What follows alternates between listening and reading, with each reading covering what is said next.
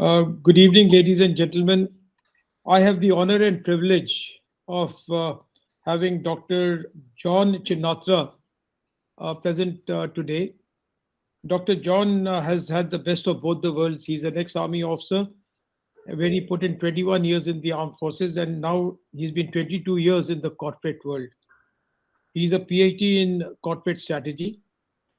He has held leadership positions in large multinational corporations and Indian companies and has hands on experience in turning around companies, especially in the background verification industry. He is presently the executive director of Premier Consulting and Investigations Private Limited, which is a background screening company. Welcome, Dr. John. Good evening, ladies and gentlemen.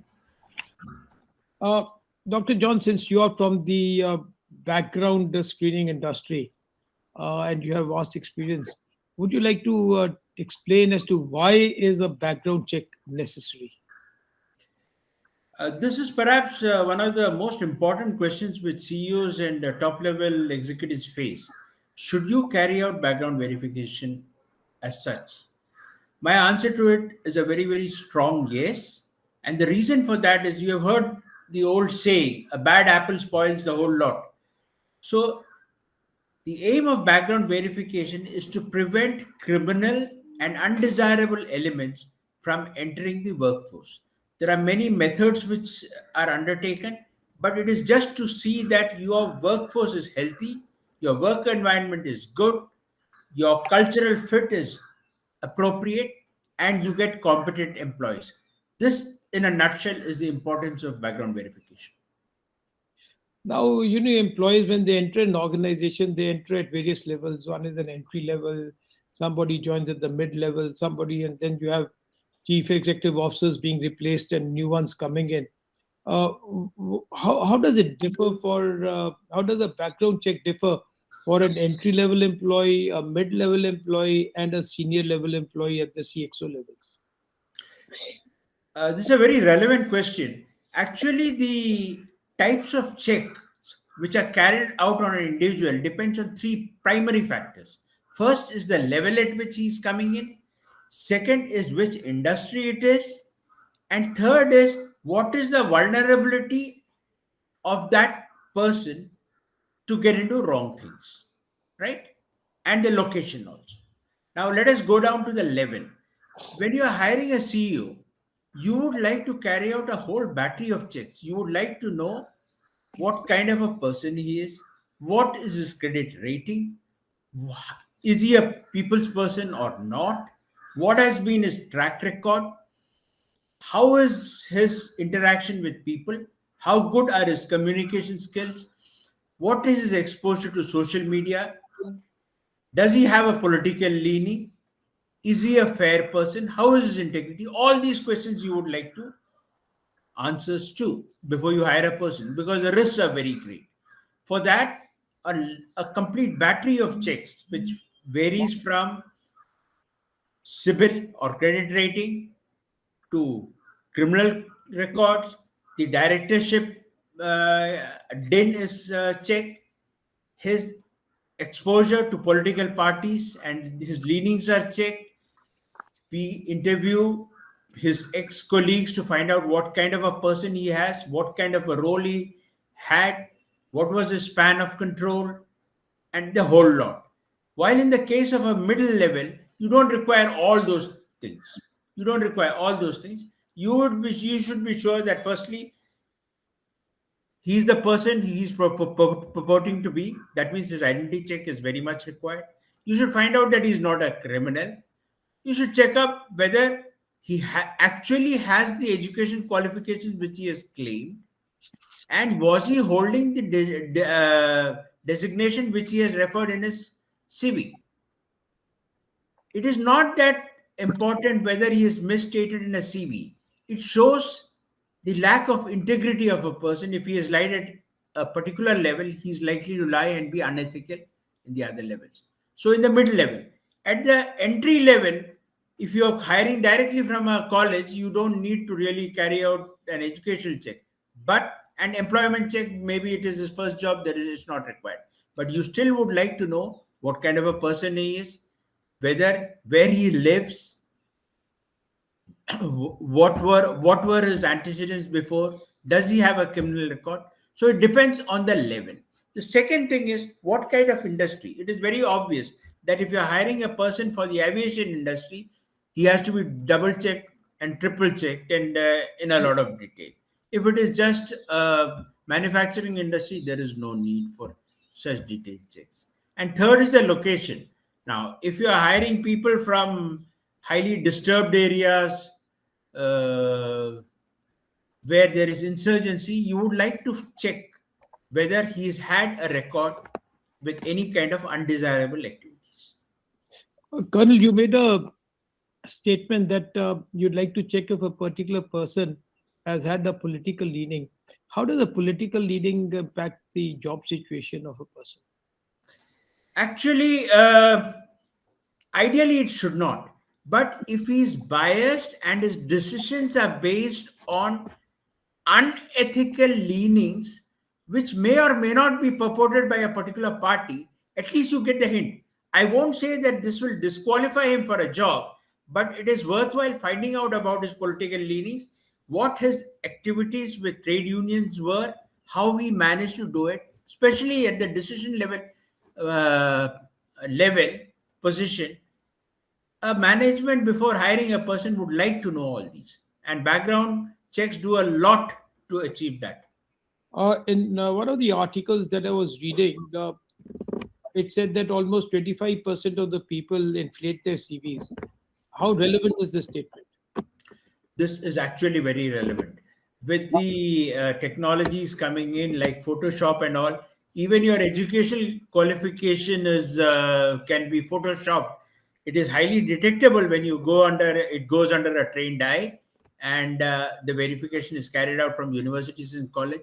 So this is very very prevalent, and the discrepancy rates are only increasing rather than going down. So, when a person inflates his CV, what is the inference that you would make? Firstly, he is not truthful. It hits at the basic level or the premise on which he is being hired. It may have something to do with education or this thing. The very fact that he has lied on a basic thing shows that he is not a person of great integrity. Then the kind of checks, there are such exhaustive checks which you can actually profile a person's personality very very accurately, and that is why background verification is very very important. I would like to bring out one very important thing. Companies work years to build a reputation, but we must all realize that the principal employer is responsible for any negative action of his employees. So he becomes liable also. So negligent hiring as a principle is applicable to everyone, every employer. So I would advise senior people and CEOs to be very careful before hiring.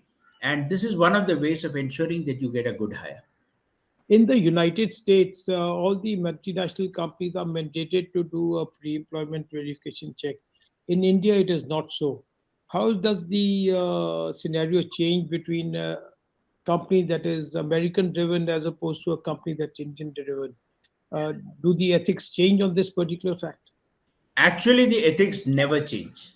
Ethics are a constant. However, the requirement does change.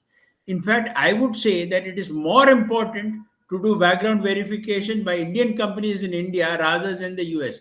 Now, as we know, in every field, we are about a couple of decades behind the American economy and the advanced countries as such. This is a industry which is evolving. Its importance is being realized, and this was spearheaded by the information technology revolution, where the clients were primarily from United States and Europe. So they had an established background verification infrastructure, and that is how we learned it from them. And I must say that this is a very fast evolving industry in India. Uh, John, can you sort of briefly sort of tell the audience what does an organization achieve if it does a background check? of its employees, as opposed to if it does not do background checks for its employees? I would say that background checks actually minimize hiring risks. See, it is very dangerous to hire a person who is undesirable, who is not a cultural fit. His personality should, I mean, be adjustable to the kind of culture that your organization has. And please do not underestimate it. An undesirable or an awkward person coming into a workforce can turn many employees against the company unnecessarily, which could have well been avoided. This highlights the importance of background verification. Now, And I talked about the legal liability which you have for negligent hiring, that is always there. I've had a case where I have been held responsible. Sometime I will explain that story to you sometime. But I was almost hauled up by the police, being accused of having hired a person who had terrorist links. Ultimately, we proved it otherwise, but thank God we had carried out background verifications, so we could prove it to the police that we did our due diligence, and law and order is not our problem, it is a police problem. So it was his responsibility rather than mine. how do you make out whether a person is culturally fit for that organization or not? Actually, there are two checks which really help. One is the reference check, and it is very often that a background verification company should understand the culture of the organization which is its client. So it should be the moment you find that a person with extreme values, lower integrity levels, and straight away know once you carry out a reference check or a professional discrete investigation, you know that this guy will not suit this organization properly. So you should have the guts, even at the loss of some revenue. You should stand up and tell the organization that we recommend that you do not take this person. The rest is up to you. See, the command decision always remains with the employer. Which is the test that you as a background screening company do which determines cultural fit? First, the first and the most important is the psychometric test. The reference psychometric test, I would tell you, it actually profiles your personality and the way your mind thinks. We carry out a psychometric test called DES, which will be explained some other time. But it is so important. You can actually make out what kind of a personality that he is, what are his tendencies, what is his propensity to become unethical. You can profile that person perfectly, and that is why I recommend, especially for senior hires, to carry out these checks like DISC and psychometric analysis.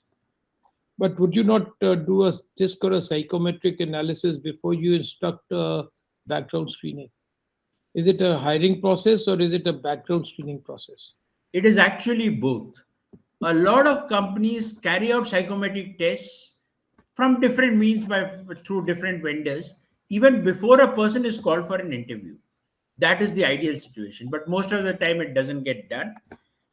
So it comes into our lab. We carry out the background verifications for them depending on the requirement of the client. That's understood. Now, tell me something. What is the downside to an organization that does not do background checks? I covered this briefly in the initial part of this. See, the biggest vulnerability is that if you get an undesirable or an unethical person who is not a cultural fit, it affects the work environment.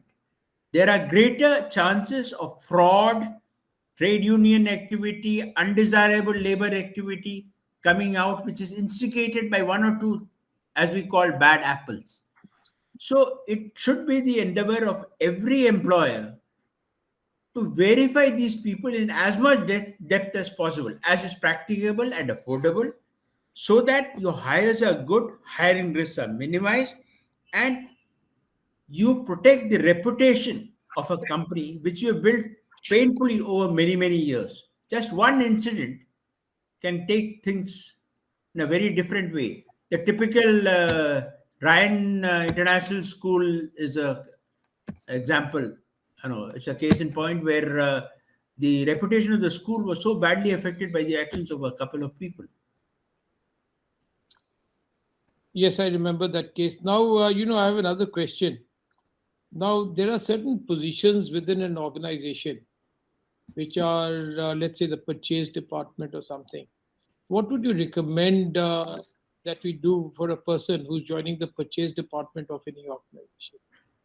This is a very, very important question, and I would like to take some time in explaining this.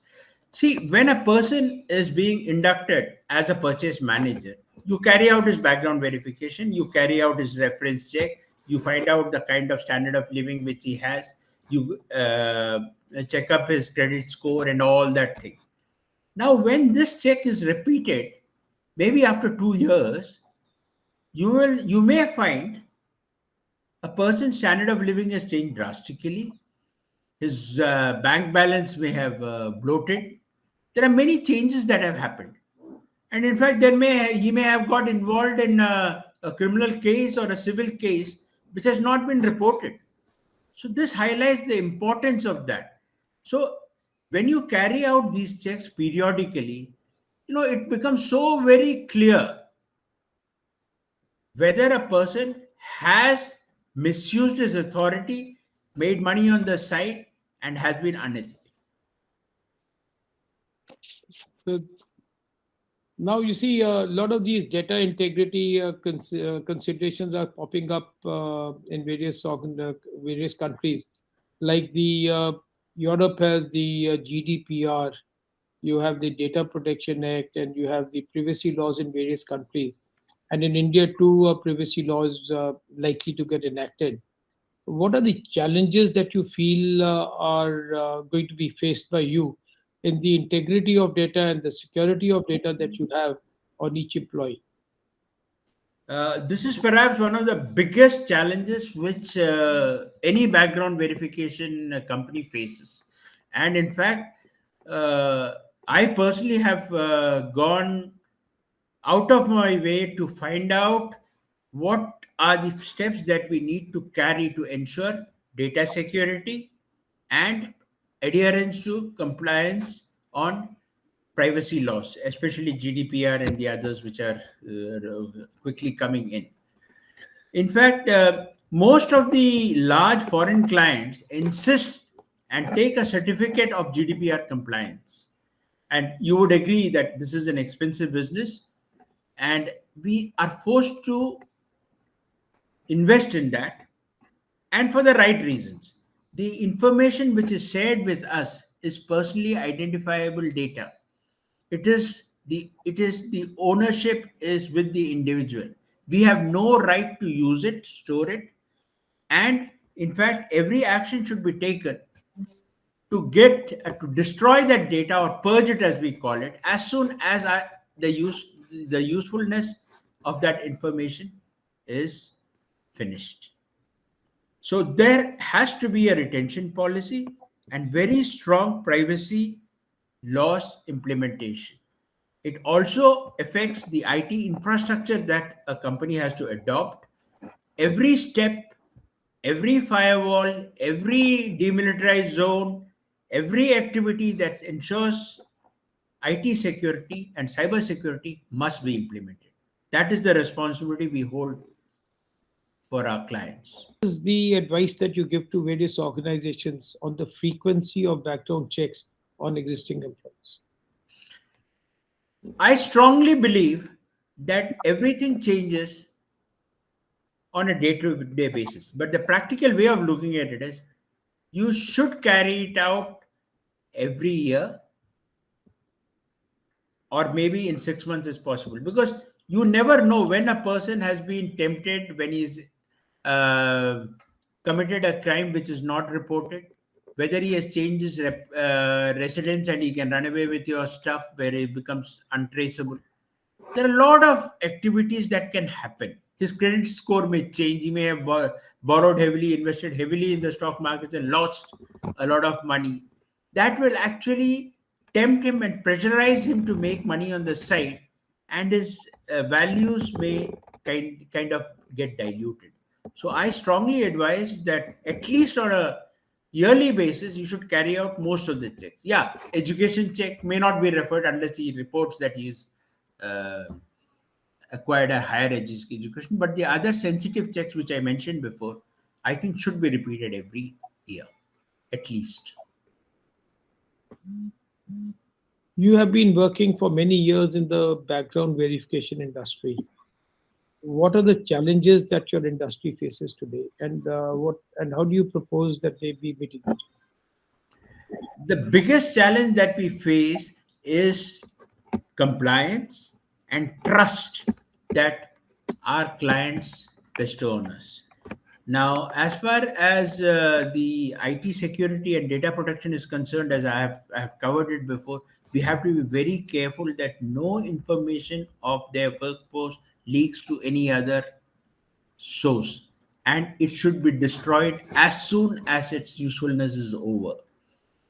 The second challenge which we have is that most of the universities and the employers are not aware of the importance of background verification, and hence they don't respond quickly.